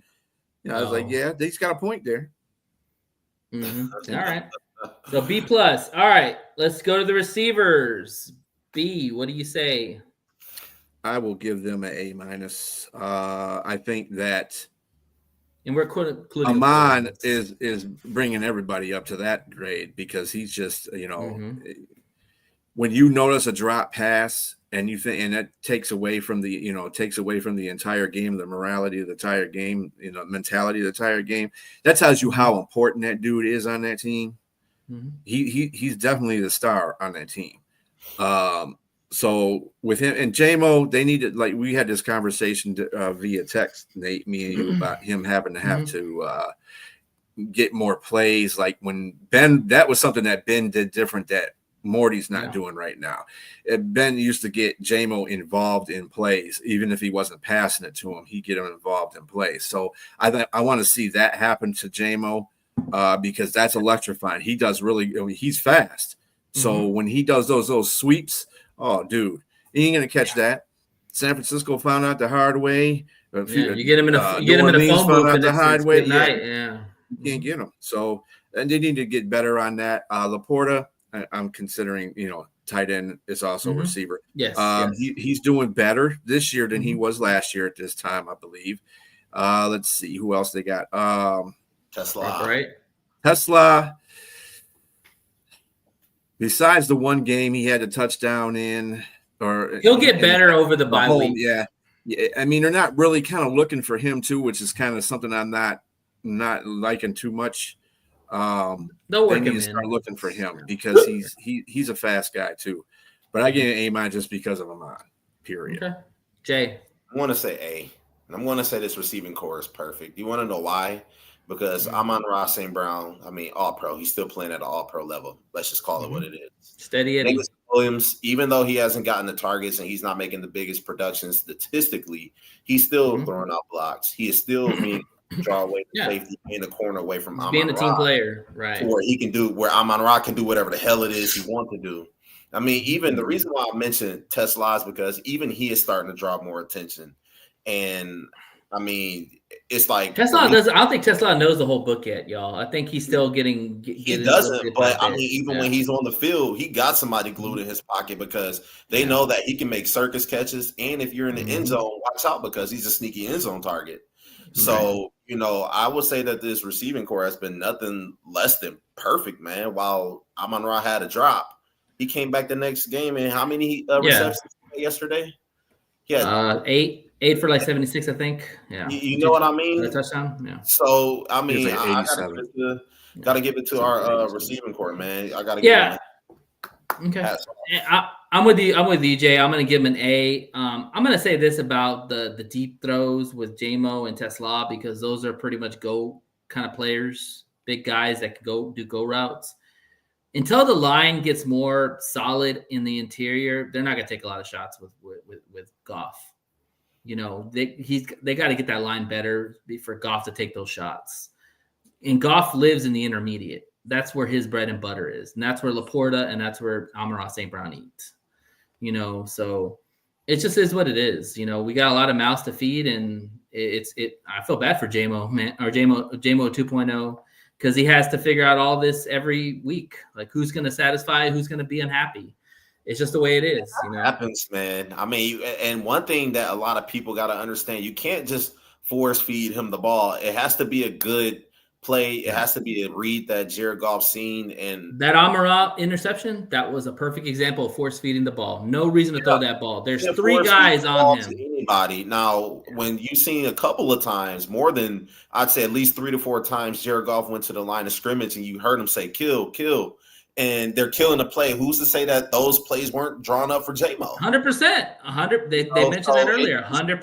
Thematically, that's the reason why Goff is playing at the level he's playing now is because he's able to go to the line of scrimmage, read defenses, and see what he likes and what he doesn't like, and make those types of plays. Another thing I heard too that I think there's some truth to is the NFL defenses are going more to 2 high safeties, which are taking away the deep ball and running this shell kind of defense. So they're basically limiting the explosives. So you're seeing a lot more running backs featuring or benefiting because of the shell defenses and the 2 high safeties. They're basically daring them to run the football. And like us, if you dare us to run the football, we'll run it all day. But some of these other teams that don't run the football at a high rate are not very confident. They're shaky. And it depends on their line too, So something to think about that one too. Yeah. Real quick stats. Gibbs got 26 receptions for 194 yards, 7.5 average. Laporta's got 29 receptions, 339 yards, 11.7 average. Amon-Ra St. Brown, 50 receptions, 538, 10.8 yards reception. J-Mo, 17 receptions, 289 yards, and 17.0 yards per reception. So that's crazy. Yeah. Yeah, I know, right? It's like Amon-Ra's like, I got 500 yards, and J-Mo's right behind me with 300, and a lot less targets and catches. That's why he's special, man. I'm telling you, he's Deshaun Jackson, bro. Have you ever seen Deshaun Jackson? He's Deshaun Jackson. When you had Deshaun Jackson in fantasy football, there was games where he had 40 points. There's games he had 2 points. It just depends what the defense dictates. Mm-hmm. All right, let's talk about the uglies up front. B, what grade do you give them? I'm gonna give them a flat. I'm gonna give them a B-. I think they still need some work in progress, which to me is fair. I mean, I could give them a C+ too. C+ or a B-. Either one of those two grades would probably be good for them. But that's because they got the interior line that they have. They still are working through issues. So, exactly. But they've been doing pretty good overall. The Lions are 9th overall in offense. So, and 5th in rushing offense. And they are 13th in passing offense right now. So they're doing a lot more running, obviously. So that's good. But yeah, I'll give it B-. I am going to say C+. And reason being is because when was the last time the Detroit Lions given up 4 sacks in a game? It's been a while. And that's they'd only give up like 3 sacks in 3 games before that. Yeah. So so when you the last 2 games actually they gave up the most sacks. So and when you look at that, you gotta take into account that this is still a very young offensive line. Some people are still learning, and communication has to be there. It's not that it's a talent issue. I think it's still more of a communication issue. And you got Graham Glasgow, who's probably, let's just say, 60 to 80 pounds lighter than Vita Vea. And then you got Tate Ratledge, rookie, trying to guard that guy.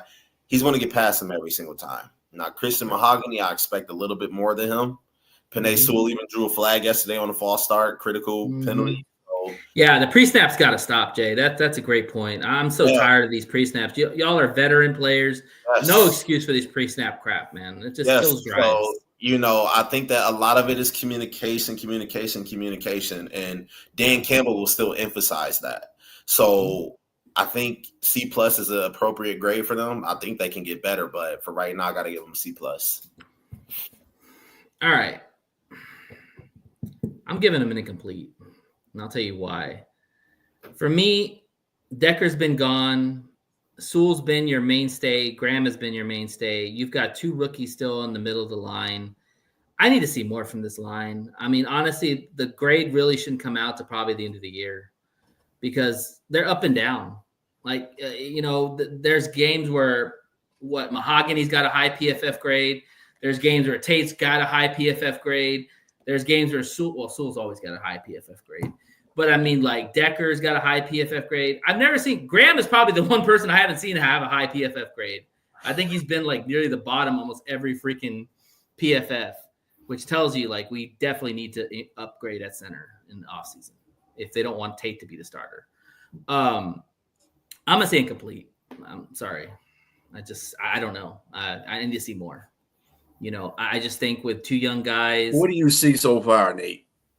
I'm going to do grading, but I'm going to give them an incomplete because you should wait till the end of the season. Well, grades now, buddy. Doing grades now. I mean, if you put a gun to my head, I'd probably say C, and that's being generous because I'm not very happy with the line. Like the last 2 games, we've given up more sacks than we gave up the last 4 or 5 games. Like Goff's been sacked 13 times. It's not a lot, but the pressure quality of teams that we're playing too. True, that's fair, and they've had blitzed more. But we're also going to be facing more blitzing defenses going forward. Fangio, Flores, So, yeah, we'll see. But I guess a C if you want to give it to me. But I really want to give it incomplete because Decker being gone really made me want to say incomplete because we haven't seen this unit as a whole all together. Like, we saw one game and they look like shit. So. I mean, regardless. Ragnall's gone. C.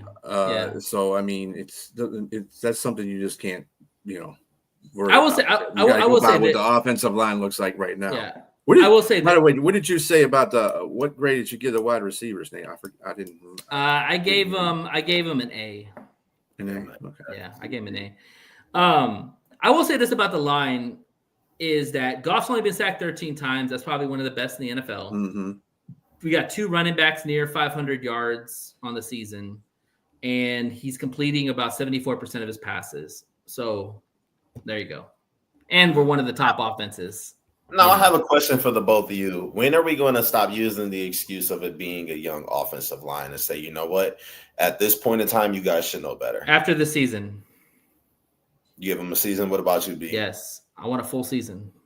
I mean, we always give the younger players 3 years to mature. So, but they're going to be offensive line is a really difficult position just to be thrown into, even as a rookie. Right. Your cream will rise to the crop in those situations, and you will find out who is your good offensive lineman, even with a year going on. When they get in the Super Bowl, is anybody going to be talking about the offensive line and who's bad? Right. See, but they can still have issues. They can still give up 4 sacks in the Super Bowl, still win the Super Bowl, and that's still offensive problems, right? So, but I will say you're right. You got to wait until after. But I will say this: Graham needs to go. Can we all agree on that? We have to replace the center position. Well, eventually.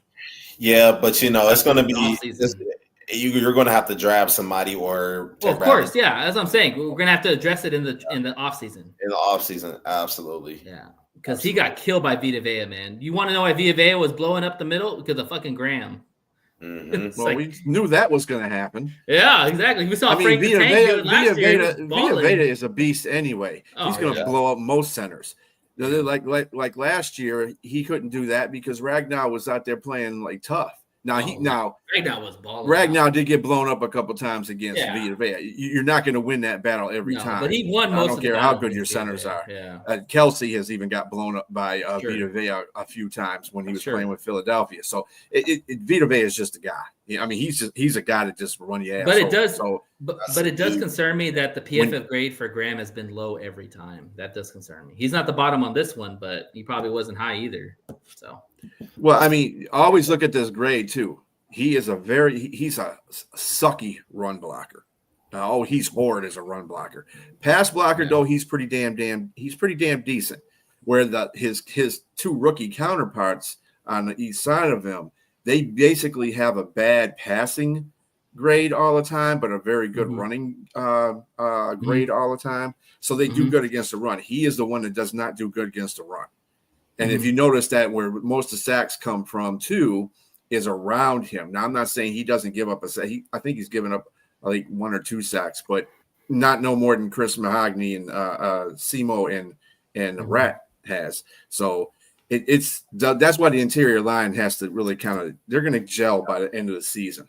Yeah, that's my thing is that if Graham is not a good run blocker, you need him to be a good run blocker at that position, right? Because that's where the running backs run. That's where they ran behind Frank all the time, And if your point of the running attack is weak, well, you sure as hell better hope your guards are elite, and they're not. they're young guys themselves. So I don't know how these running backs have been able to carve out this much yards. So credit Hank on that one. So. All right. I mean, like I said, they get their good blocks in there. I'm not, Frank is not completely dissolute as a run blocker. It's just that's not his strongest suit, and that's the reason why he's either middle of the pack or low when he gets PFF grades, because he doesn't complete that whole situation. See, same thing with Simo. Simo will have a good game. You'll see Rat up there once in a while, but they're not always consistently up there either. They're in the middle or at the bottom because they don't know how to do one thing or the other. So consistently. That's fair. All right, let's move on to the defense. The D-line, what grades do y'all give them? B. Well, I am going to give them, let's see, total defense, they're 8th in the league. I'm just saying the defense right now. Passing defense, they are way down there at 16. It kind of mirrors their offense, really, what their offense is doing, because their run defense is 5th as well. So I think once these guys get to a point where they they can finish. And that's what I'm waiting for these guys. I've been waiting for a long time for these guys when they get to the quarterback to finish. I know you can't get every sack. I know there's good quarterbacks out there that know how to elude. I understand that. But damn, they got 7 sacks on Lamar Jackson. Yeah, we're still seeing them miss on sacks. It's so frustrating. Bring that to every quarterback you play, not just Lamar. Okay, make those tackles, make those sacks. I'm going to give them, because they have, with Lee McNeil in a rotation. Defensive line is just going to be awesome. So I'm gonna give them a B+. Okay, Jay. Same B+. I think they can get a little bit better while they're doing good. I mean, you want to see them just get home a little bit more. You want to be able to see them rush forward and get home and put a lot of pressure on the opposing quarterbacks. So I give them a B+. B+. I'm gonna give an A. And I'll tell you why. Because when you looked at this D line before the season started, everybody was like, who do we have at end? We only have 2 ends. And you look at the guys that contribute on this D line, let's take Liam out of the equation because he just came back. You have Aiden, who we knew Aiden was going to be the guy. I mean, he sure as hell looks like the guy. I don't see any drop off in him at all. He looks even better with the spin moves, and he's got a bunch of moves now. So he's really worked on his craft. So I'm excited to see that. Mohammed, hell, who saw Mohammed come out of nowhere and just be a guy that not only gets sacks but pushes the pocket? Hell, that's what we wanted from Davenport, to push the pocket and get some sacks at times. Mohammed's been a force. Yeah. You saw Wheat last night. Wheat had 1.5 sacks. The guy that we claimed off of waivers that they were talking about. You have Tyleek Williams, who's played well as a rookie. He tripped Baker. Oh, I don't give a shit. Who cares?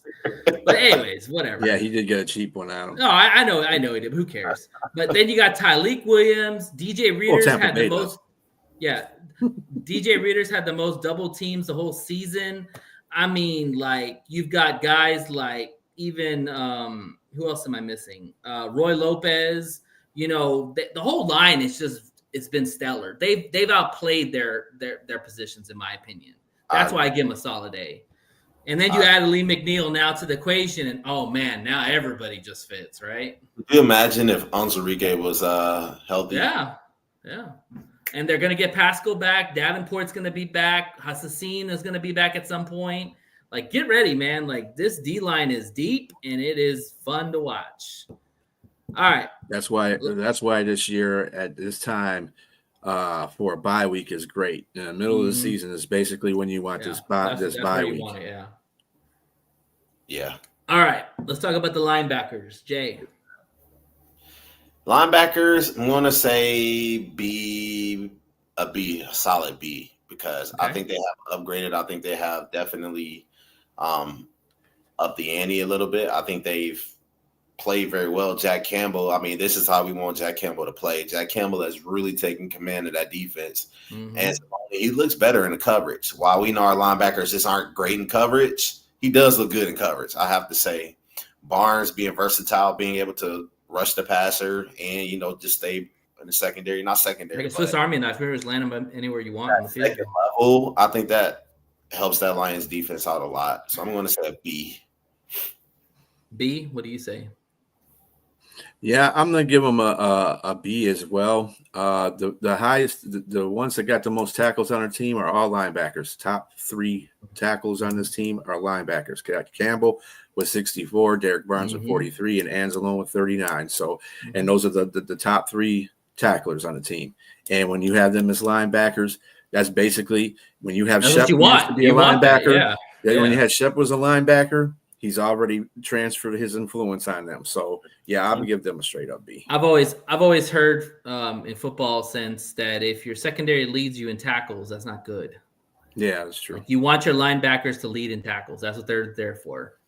And with Liam coming back, they're even going to get more runs at the quarterback. You saw that last night with Baker Mayfield. Like, they were just waiting for Baker to run. They're like, "Oh, I got you, I'm going after you." I'm giving them a B+. Because, again, these guys, I can argue that Derek Barnes this is the best season he's played so far. Jack Campbell, this is the best season he's played so far. Alex has been solid, but Alex is not expected to do a lot because Jack and Barnes have increased their level or have gotten better, which would be expected to do. And then, Zach Cunningham has shown some flashes too. Rodrigo's going to be back. So I'm going to give him a solid B+. I think Sean Dion Hamilton, aka Jay, has done a phenomenal job with the linebackers. He has. He absolutely has. Yes. Absolutely has. Give him his flowers. He absolutely exactly. Has. Good job, Jay. All right.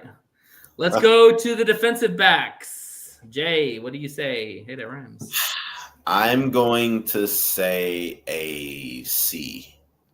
I'm going to say a C. Why? Because one, we went over it with Terry and Arnold. I just want to see a little bit more development from him. Draw less passes, and now he's injured. DJ Reed has been injured. Kirby Joseph has been banged up, and Brian Branch, he's just been a knucklehead, drawing penalties and unnecessary roughnesses. And while they're still impactful, I think they could be a hell of a lot better with less penalties and less injuries. So I'm going to say C. Okay. B. Yeah, I'm going to give them a C as well. They're 16th against the pass, and they've given up, where's it at? They've given up 14 touchdowns, which is like tied with third most in the league. So, yeah, their pass defense has to get better. Their defensive backs really have to do a lot better job. And it's kind of an unfair C, though, to tell you the truth, because they've been without their starters for a while, a variable amount of starters. So this is kind of like the D line. When they come back, really the Minnesota game will show you how good their secondary is, because they'll have DJ Reed back, they'll have Terry and Arnold back, they'll have Kirby and Brian Branch back, they'll have Maddox back, hopefully, and they still got Roxanne and they still got the other dudes that are in there. So and yesterday was a testament to how good that secondary can be without even having them have a big name on there. So you got to give it to the secondary's coach on that one. Oh, Deshae to get those guys. Yeah, Deshae Townsend. Yeah. Awesome. He's been doing good all year with what he can. They're kind of like your offensive line grade. You want to give them an incomplete because you haven't seen them all work together. So, but I'm gonna give them a C. On that being said, I would like to give an incomplete, but I'll give him a C too. Fun fact: did y'all know that the Lions played a lot of man last night? Yep, I saw that's it. That's the thing that Shepard was saying. He said, "I'm not playing the zone, like they did against Kansas City, because they were so worried about their receivers. But hey, hell with it. You just play man on them. Go ahead. You bump and run coverage. That's what you're supposed to do. You want to play man." Somebody that has as big as balls as Dan Campbell does is probably Kelvin Shepard, because that guy playing man with a bunch of practice squad guys against, Evans did get hurt, but you had Ibuka, you had Tez Johnson, you had weapons. I get it. They did a really good job against Mike Evans and Ibuka. Yeah. And you tell Baker Ibuka especially, he wanted to hit those guys, but he just couldn't get the ball to him. Well, that's because the D line was putting the heat on him. But yeah, I give him a solid C. I really want to give him an incomplete because, again, DJ going down, Terrian being out, Kirby being banged up, BB being BB, suspended. To say, yeah. I will say this: B being B.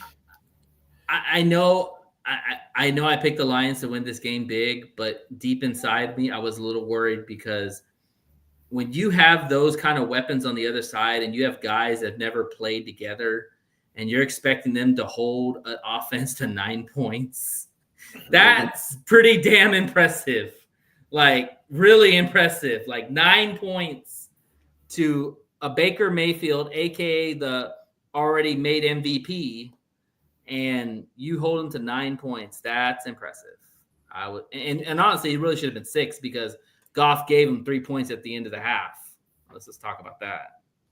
Right. Now, this puts it this way. This whole Lions team is not the Lions team that we ever were used to. You never can predict a score because they can make scores tight or they can blow a team away. And I don't think there's very few people that have ever got the scores exactly right. So I mean, it's just like nobody saw them scoring Tampa Bay just scoring 9 points, especially with both Evans and Yuka in the game. So Kate Otten and what's also really impressive too, and I was just thought about this for a sec, is last year the Lions led the NFL in point differential. And if people don't know what point differential is basically what you score and what you give up. Mm-hmm. And if you're leading the NFL in point differential, that tells me that your offense is putting up points and you're not giving up a lot of points. If you look at how bad our defense was last year with all the injuries, to be number 1 in point differential is freaking impressive. And then if you look at this year, you've got better players, you've upgraded your depth, and you haven't had any really, really significant injuries. Yes, I'm knocking on wood. Now, and you're still up there in point differential. I think B said ours was 3.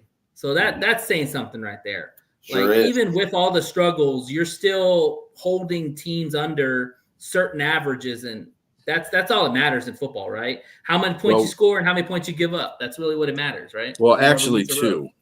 We're actually 2, but because of the fact that stupid Packers had to go tie, we couldn't be real to step forward. 2 or 3. Who gives a shit? All I'm saying is like that's impressive. That's impressive when you look at it from the grand scheme of things. And considering the opponents that they have played against the receivers, the pass heavy team, that says a lot. That says a whole lot. So all right, let's wrap it up with the special teams. What do you give them, Jay? A. You haven't really use them very much. Give me an A because Jack Fox, he's been on a roll. Did anybody see Jack Fox punt from like the 10? Dude. I mean, he can. We probably keep freaking parking lot, dude. Yeah. We probably keep our punter the freshest out of the whole NFL because the guy's just always ready. He's always ready. And Jake Bates, I mean, while he missed one yesterday, he also made one as well. So Jake Bates, I mean, he's good. He banked one in, bro. He sure did. Jake Bates, he can ball. I give it to him. Khalif Raymond, we didn't really get to see much from him on punt return yesterday. He's got 2 games. Yeah. But I give our special teams an A. Hey, Sailors hasn't been bad on kickoff return either. I've been impressed with Sailors. Yeah, no, you're right. You're right. What grade did you give him, Jay? A. Oh, A. B? A. I gave him a B because of Bates. Bates is 2 for 5 from plus 50 yards. Dude, that's not what Bates is supposed to be there to be kicking them from that. That's the reason why. Do we want him to kick 50-yarders? It doesn't make a difference if we want him to. The point is when he's out there and we put him in a position to kick that field goal, dude, you make that field goal. That's the reason why you're on our team. I'm with you to some extent because anything over 50 for a kicker is 50-50. Like you gotta, it's a 50-50 chance of making it. Well, dude's out there kicking unless you're Brandon Aubrey, like it's regular. Unless you're Brandon Aubrey with a 99 dude from Jacksonville, accuracy rating. The Tampa Bay kicker is a good kicker. I mean, you've got bunches of kickers in this league that can kick 60-plus yarder field goals. But Bates so far has made kicks when it mattered. That's one thing I'll say about him.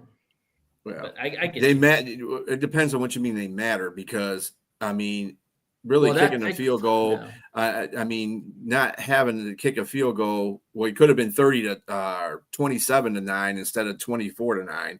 But then if you missed the other field goal, it's still been 21-9. So really, do we care? As long as he's making extra points. I mean, you can look at it like as long as he's keeping the ball in bounds and not. I'm still giving him a B though, because that dude needs to kick them damn field goals. So I'll give him a B. I'll give him a B plus because honestly, we don't use our kicker very much, and we don't use our punter, and they still come up big for us when we need them.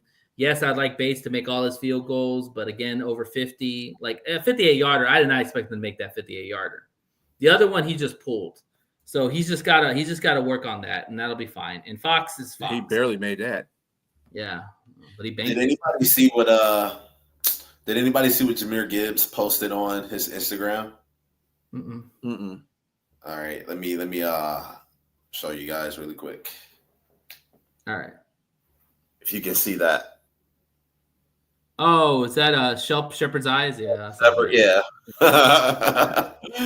Yeah, this team has a lot of love for each side. Like it's really crazy. Like it's like a brotherhood. Like the way Shep talked about Goff and his relationship with Goff. Did you hear about that? How No. Goff would go and talk with Shep all the time in his office. And Shep was like, damn, you didn't talk to me when I was linebackers coach. You know, was like, linebackers damn. coach. Exactly. But yeah, Goff and Shep always talk in his office and all that. This brotherhood is amazing, man. And just watching when Shep, Barnes gave Shep the game ball, and then Shep gave it and said, "This is for the players, man. This is your ball, bro." I love that, man. Anyways, final one, coaching. What do we give Mr. Dan Campbell and his staff? I'm gonna put staff in there too. I'm giving them an A++. I'm gonna give them A-. And reason why is because I think for what we lost and what our expectations were, a lot of people were seeing this year maybe doom and gloom, a huge step back considering what we lost in the coordinator and everything. Mm-hmm. But realistically speaking, we just said it. We are second in point differential right now. We aren't missing Ben Johnson much. Our defense is playing well, exceeding our expectations with Kelvin Shepard being the defensive coordinator. And Dan Campbell, I don't care what anybody say. We can laugh and joke at some of the things he say, some of the corny punchlines, but Dan Campbell is a very smart, methodical head coach. He's very well driven driven by his just tenacity. Is his love for the game makes everybody love the game. Yeah. The way he coaches, the way he preaches to his team makes everybody love the game and believe in him. And schematically, that dude is great. Smart head coach. I'm gonna give him an A-. The only reason why I'm giving him an A- though is because they can clean up a couple things.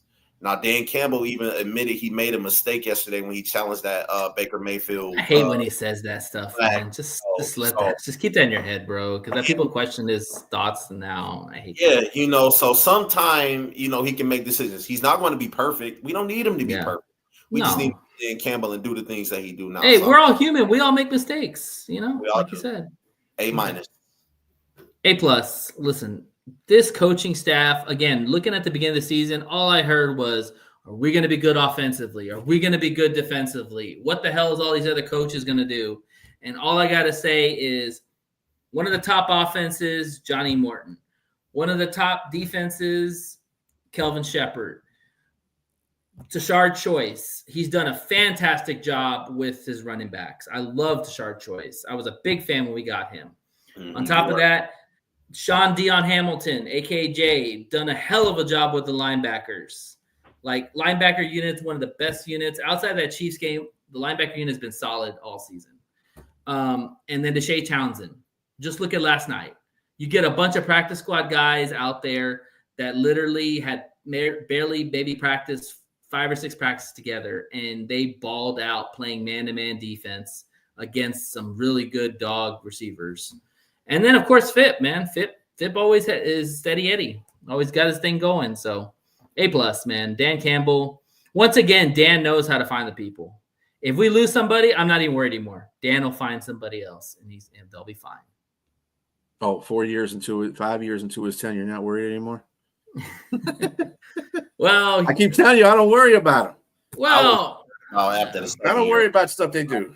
I don't worry. I didn't worry about that offensive defensive coordinator because I tell everybody. Okay, real quick. The offense, I was never worried about the offense because the reality is when you've got players, which we do, you can make – it doesn't matter who your offensive coordinator is. The players play, coaches coach. Defense was the one I need to see from Shep because Shep's never been a defensive coordinator. Johnny Morton's been an offensive coordinator. He had a bad stint in the Jets, but then again, knew how bad the Jets are. Look at the OC for the Jets now. Tanner, the one that everybody wanted him to come to Detroit. Guy can't coach an offense himself. But Shep had never coached. And so that's why I wanted to see what he was going to do. And you know what? Shep made me a believer. I'm a believer in Shep, and I will not question Shep anymore. But I told you, Shep has been on this team since it was incorporated with Dan Campbell. I get you, B, but he's never been a DC.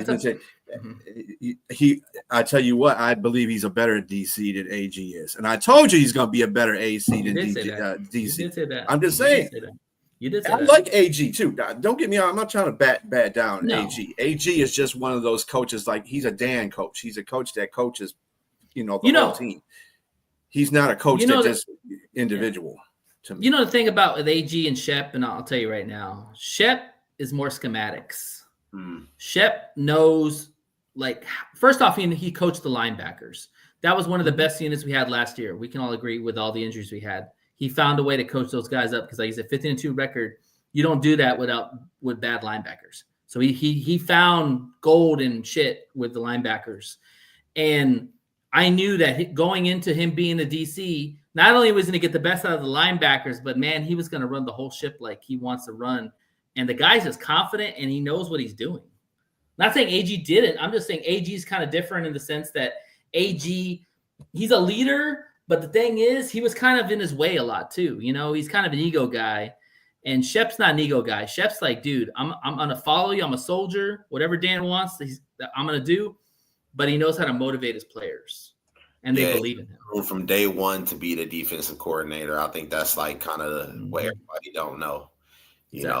Like you said, he was here from the very first day this team was incorporated. Dan Campbell and his guys brought him in. So you know what he was capable of. Sure. All right, Liz is back. Welcome back, Liz. Let's talk about the Texans. What's up? The floor is yours. Oh, you're muted. Can't hear you. I don't know if you're muted or because it doesn't show it on this side. It might be your connection. Log back or try to check your connection. Nope. Log out and come back in. That's what I always do. But Shep, when I listen to the guy talk, he just impresses me, something I like about Dan Campbell. So, he comes from that Bill Parcells tree. He comes with that mindset. And, everybody that he has on his staff have that same type of mindset, that same eagerness, that same drive, Toughness. that fire that was inside of him, man, that competitiveness. That's what I like most about Dan Campbell, that when he hires somebody, he's not just going out blindly putting someone in position. He put a lot of research into that person, and he knows they know just as much as he do. And they always say birds of a feather flock together. Dan Campbell's a perfect example. He's going to get people like him that are tough-minded, that are gritty, that are innovative, creative, that are aggressive, that only want to win, love ball, all that stuff, because that's what he's about. Can you hear me? Yeah. You should, we're good. Okay. Sorry about that.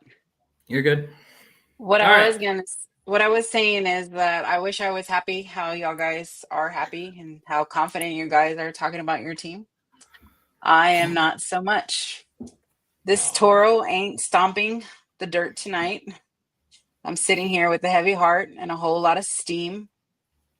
The Houston Texans walked into Seattle last night, and they walked out looking like a team that forgot where they came from and how to fight.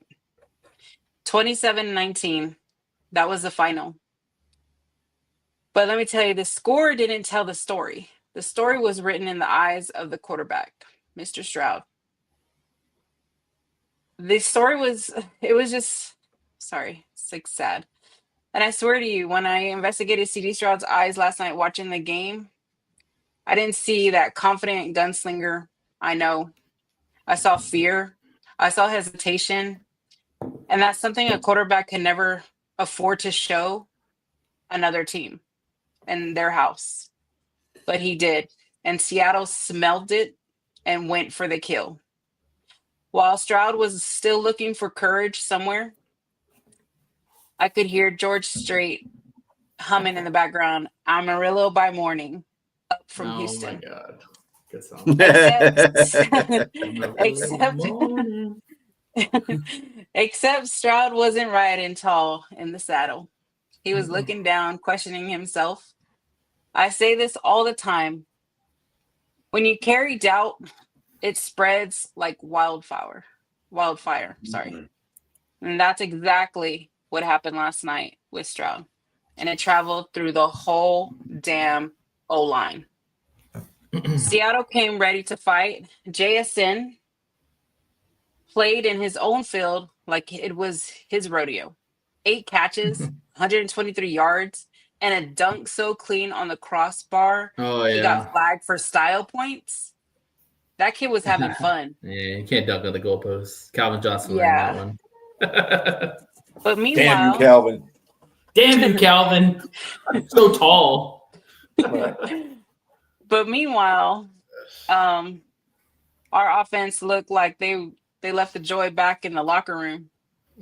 And Sam Darnold, he looked comfortable, confident, like a man playing with house money.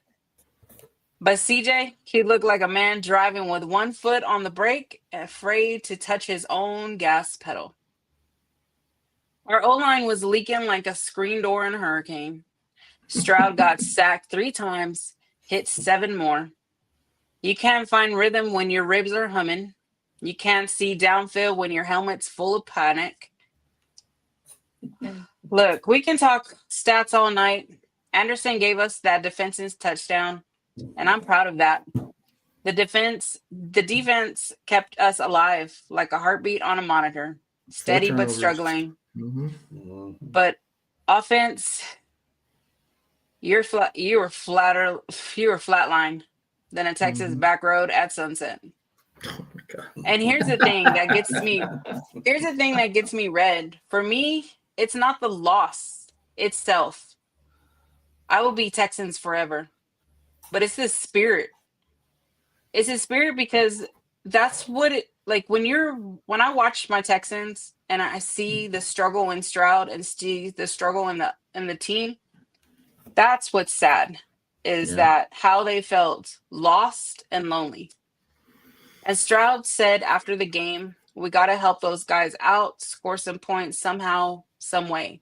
Well, here's the truth, CJ. You are the some way, and you are the somehow.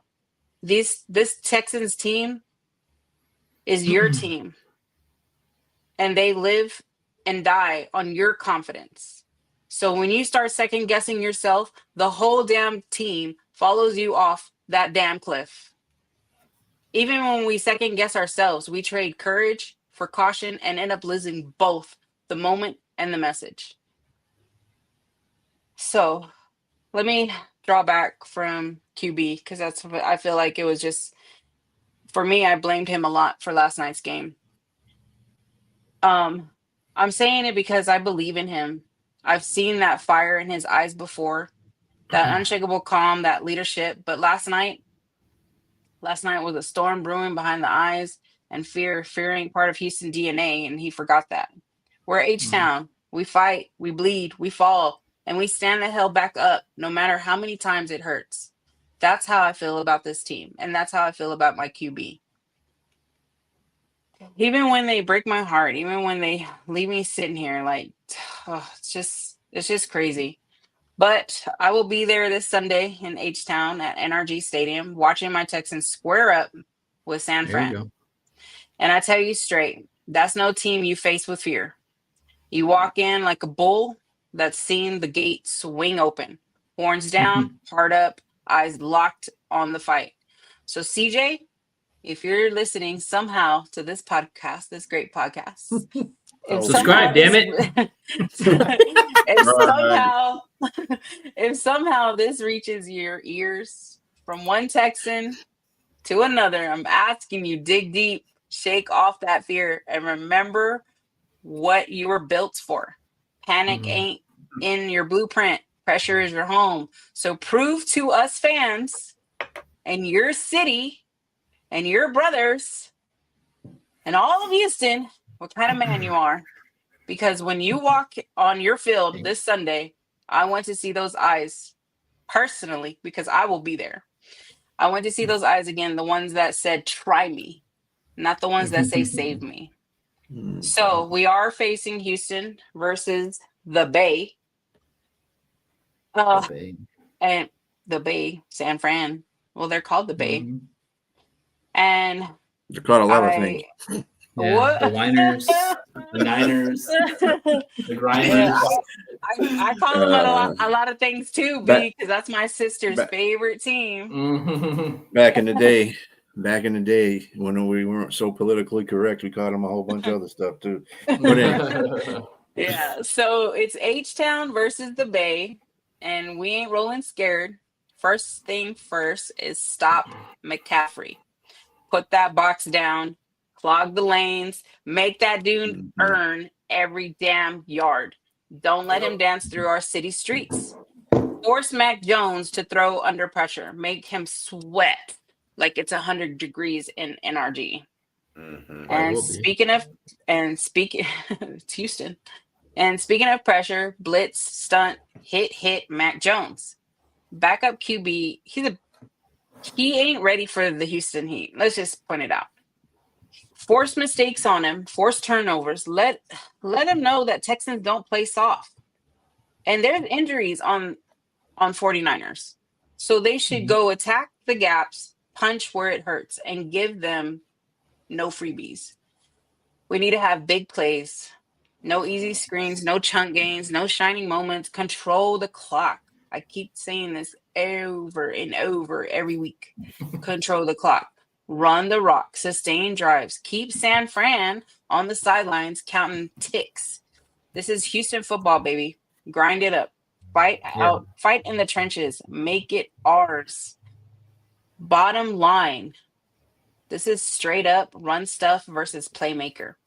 And let me tell you, all of my San Fran's subscribers, because I do have some, because they love me and we're friends, but also to my Not sister. this weekend. Not this weekend. Not this weekend. Enemies. And they'll be there too. Enemies. Yeah. Frenemies. Well, frenemies. Yeah, because also to my sister, just remember you're coming to Houston. We own that field. Texans. Get that front seven ready, offense ready, because this city is ready. The fans are ready. The fans are red hot.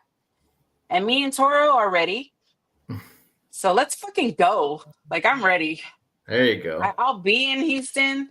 I'll be taking pictures with Toro. Like, I'm excited. So 49ers, you're going down. Because we're out for blood now. Mhm.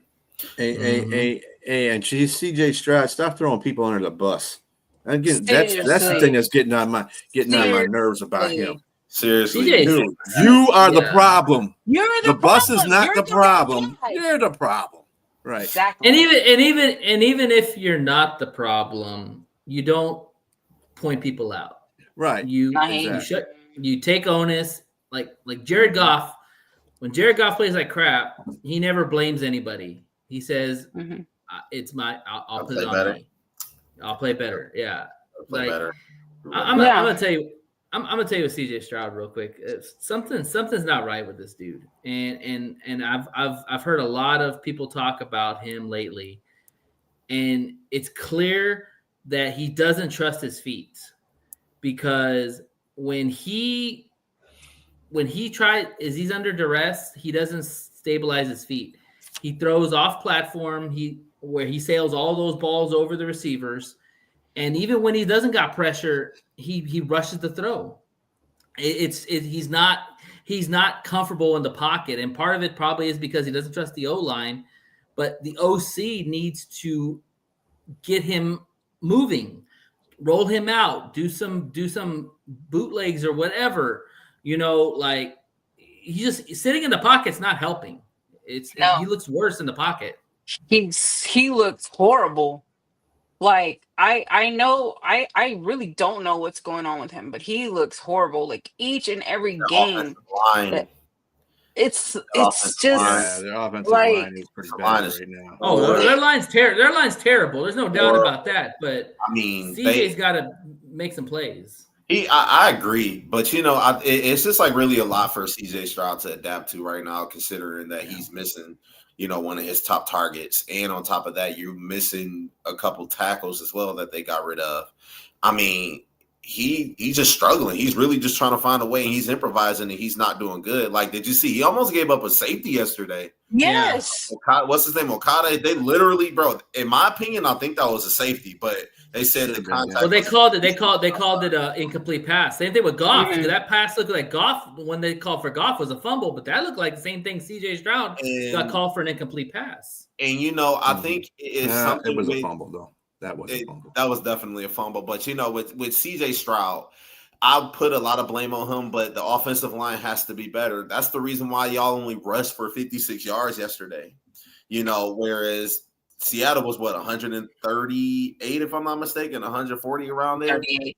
You can't get out rushed like that. You got Nick Chubbs, and that's somebody that you need to utilize a little bit more. But they're not running the football. They don't want to run the football. They're not. They're literally not.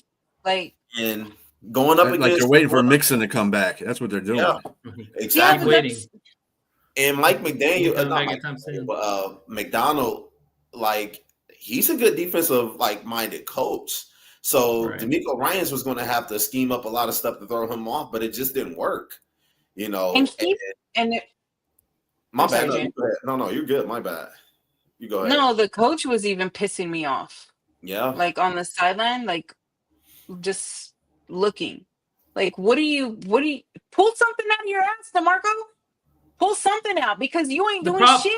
He's the coach. He's a defensive minded coach too. That's the problem. But if you're a coach of the whole team, of the whole process, of the whole O-line and the whole defense, but what's Liz, going on? B makes a great point, and I think there's a lot of statistics behind it. When you have a defensive minded coach and you have a young quarterback, it's tough because, for one, they don't know O-lines. They don't know how to coach up young quarterbacks.